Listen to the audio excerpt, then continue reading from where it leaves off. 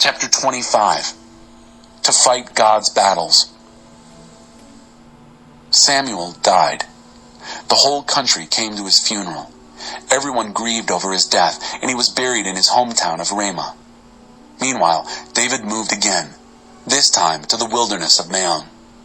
There was a certain man in Maon who carried on his business in the region of Carmel. He was very prosperous, 3,000 sheep and 1,000 goats. And it was sheep shearing time in Carmel. The man's name was Nabal, fool, a Calebite, and his wife's name was Abigail. The woman was intelligent and good-looking, the man brutish and mean. David, out in the back country, heard that Nabal was shearing his sheep and sent 10 of his young men off with these instructions. Go to Carmel and approach Nabal. Greet him in my name. Peace, life, and peace to you. Peace to your household. Peace to everyone here. I heard that it's sheep shearing time. Here's the point. When your shepherds were camped near us, we didn't take advantage of them. They didn't lose a thing all the time they were with us in Carmel. Ask your young men, they'll tell you. What I'm asking is that you be generous with my men. Share the feast. Give whatever your heart tells you to your servants and to me, David, your son.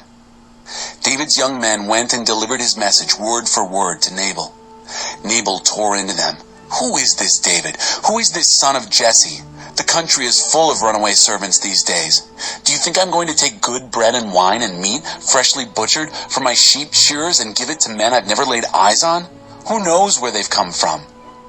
David's men got out of there and went back and told David what he had said. David said, "Strap on your swords." They all strapped on their swords, David and his men, and set out, 400 of them. 200 stayed behind to guard the camp. Meanwhile, one of the young shepherds told Abigail, Nabal's wife, what had happened. David sent messengers from the back country to salute our master, but he tore into them with insults. Yet, these men treated us very well. They took nothing from us and didn't take advantage of us all the time we were in the fields. They formed a wall around us, protecting us day and night all the time we were out tending the sheep. Do something quickly because big trouble is ahead for our master and all of us. Nobody can talk to him. He's impossible, a real brute. Abigail flew into action. She took 200 loaves of bread, 2 skins of wine, 5 sheep dressed out and ready for cooking, a bushel of roasted grain, 100 raisin cakes, and 200 fig cakes, and she had it all loaded on some donkeys. Then she said to her young servants, "Go ahead and pave the way for me. I'm right behind you." But she said nothing to her husband Nabal. As she was riding her donkey, descending into a ravine, David and his men were descending from the other end, so they met there on the road. David had just said, "That sure was a waste, guarding everything this man had out in the wild so that nothing he had was lost, and now he rewards me with insults? A real slap in the face. May God do his worst to me if Nabal and every cur in his misbegotten brood isn't dead meat by morning." As soon as Abigail saw David, she got off her donkey and fell on her knees at his feet, her face to the ground in homage, saying, "My master, let me take the blame. Let me speak to you. Listen to what I have to say. Don't dwell on what that brute Nabal did. He acts out the meaning of his name. Nabal, fool. Foolishness oozes from him. I wasn't there when the young men my master sent arrived. I didn't see them. And now, my master, as God lives and as you live, God has kept you from this avenging murder. And may your enemies, all who seek my master's harm, end up like Nabal.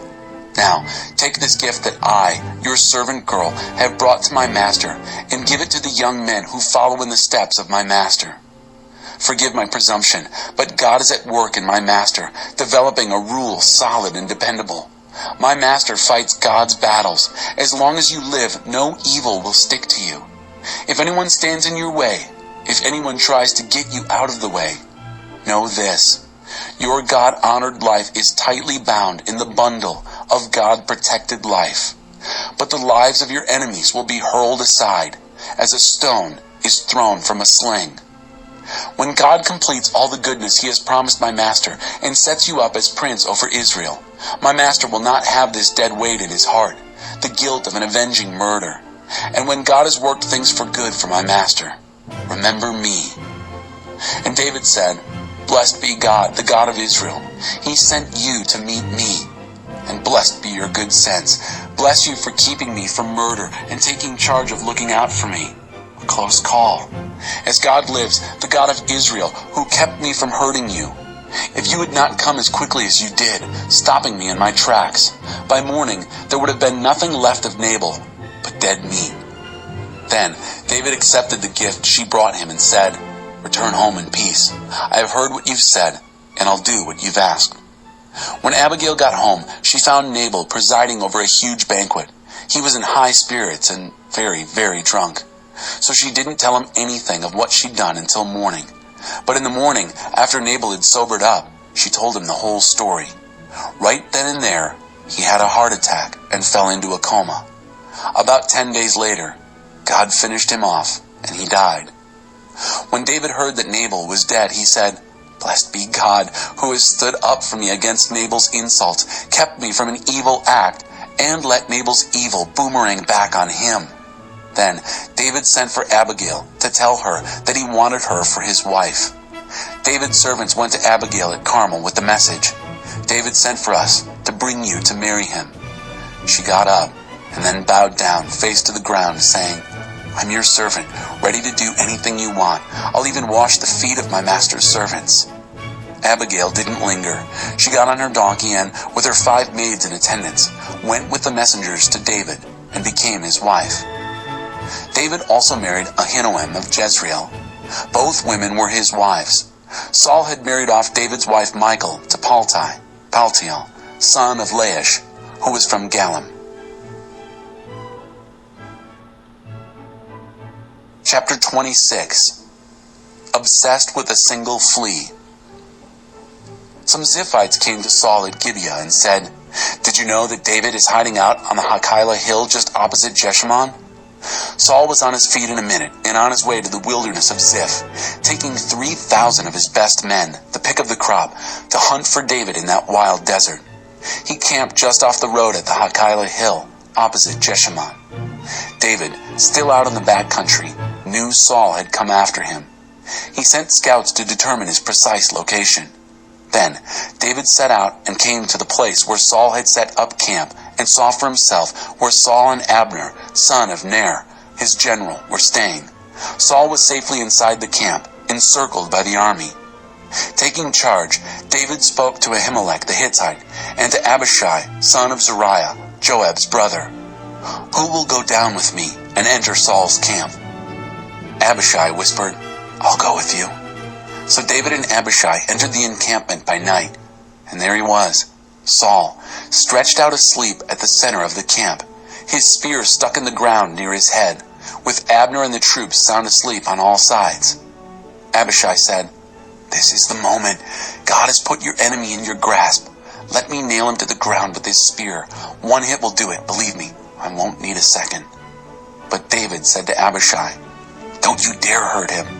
Who could lay a hand on God's anointed and even think of getting away with it?" He went on, "As God lives, either God will strike him, or his time will come and he'll die in bed, or he'll fall in battle, but God forbid that I should lay a finger on God's anointed. Now, grab this spear at his head and the water jug, and let's get out of here." David took the spear and water jug that were right beside Saul's head, and they slipped away. Not a soul saw. Not a soul knew. Not one woke up. They all slept through the whole thing. A blanket of deep sleep from God had fallen on them. Then David went across to the opposite hill and stood far away on the top of the mountain. With this safe distance between them, he shouted across to the army and Abner, son of Ner, "Hey Abner, how long do I have to wait for you to wake up and answer me?"